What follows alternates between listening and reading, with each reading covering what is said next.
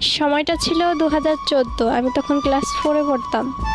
School থেকে গরমের বন্ধ দেওয়া হলো 1 সপ্তাহ।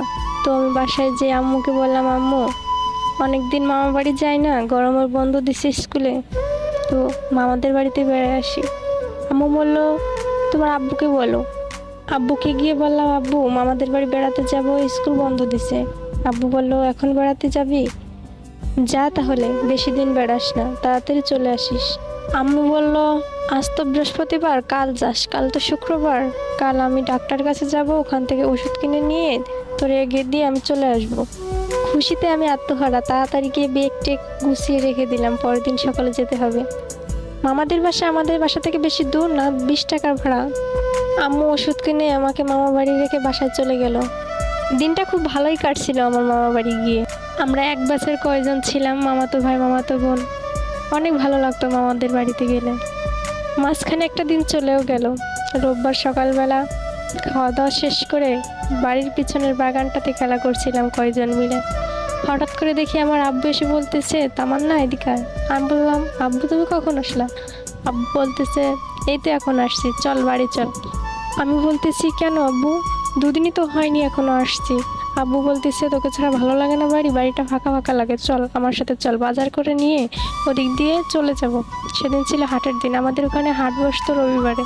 আমিও জেদি বাচ্চা, আমি বললাম, না আমি যাব না এখন, তুমি চলে যাও, আমি কদিন থেকে তারপর যাব। আমার আব্বুর মুখটা কেমন জানি ভারী হয়ে গেল। 20 টাকা হাতে দিয়ে বলল, আচ্ছা ঠিক আছে, কিছু কিনে খাস। তাই বলে বেশিক্ষণ আর দাঁড়ালো না আব্বু, তাড়াতাড়ি বাড়ির দিকে রওনা দিল।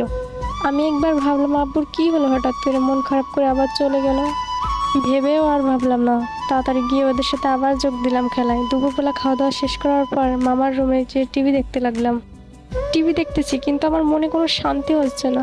চোখ দিয়ে মনে হচ্ছে চোখগুলো কেমন বের হয়ে যাচ্ছে, আমার পরানটা উতলা লাগছে খুব। জানি না কেন এমন হচ্ছে, কেন আমার রুম থেকে একবার বাইরে বের হচ্ছি, আবার রুমে ঢুকছি, টিভি দেখছি, তবুও মনে কেমন জানি লাগছে, চোখ দিয়ে এমনি এমনি পানি বের হচ্ছে, মনের ভিতর শান্তি পাচ্ছি না। হঠাৎ করে কে জানি আমার আন্টির ফোনে ফোন দিছে। ফোন দেওয়ার পর 4-5 জনে মিলে পিস পিস করে কি জানি বলছে। আমার কাছে মনে হচ্ছে ওরা আমার কাছে কিছু লুকাচ্ছে। এরপর আন্টি আমাকে এসে বলতেছে, তোর আব্বু অনেক অসুস্থ, তাড়াতাড়ি চল, বাড়িতে যেতে হবে এখনই। এর ভিতর মামা দৌড় দিয়ে এসে বলতেছে, তামান্না কোথায়? তামান্না, ওকে কেউ কিছু বলিস না, তাড়াতাড়ি রেডি হ, তামান্নার আব্বু বাজার করতে গিয়ে স্ট্রোক করছে। দৌড় দিয়ে ঘর থেকে বের হলাম, বললাম, আন্টি কি হয়েছে? আব্বুর কি হয়েছে? বলতেছে, তোর আব্বু অনেক অসুস্থ, তাড়াতাড়ি চল, কিচ্ছু হয় না, সব ঠিক হয়ে যাবে। এই কথা বলে আন্টিও কান্না করা শুরু করছে। আন্টির কান্না দেখে আমারও খুব কান্না পাচ্ছে। আমি মনে মনে ভাবতেছি, একটু আগেই আমার আব্বু আসছিল আমার কাছে, কি হলো, হঠাৎ এমন হলো কেন? পাশের বাড়ির এক মামার গাড়ি নিয়ে এসে মামা বলল, তাড়াতাড়ি সবাই উঠে পড়ো। সবাই তাড়াতাড়ি গাড়িতে উঠে পড়লো।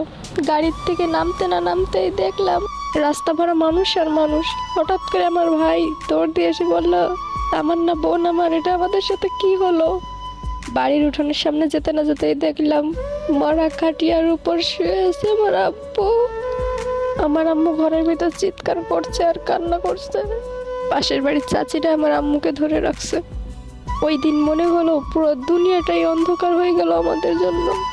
শুধু আল্লাহকে বলতে লাগলাম, আল্লাহ এটা কি হলো আমাদের সাথে? এত কম বয়সে আব্বু হারা করলো আমাদের, ইতিম বানালো আমাদের।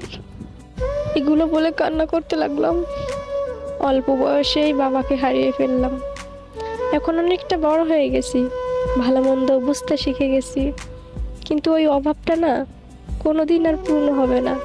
বাবা মানেই হচ্ছে একটা বটগাছ, যে সব সময় ছায়া দিয়ে থাকে।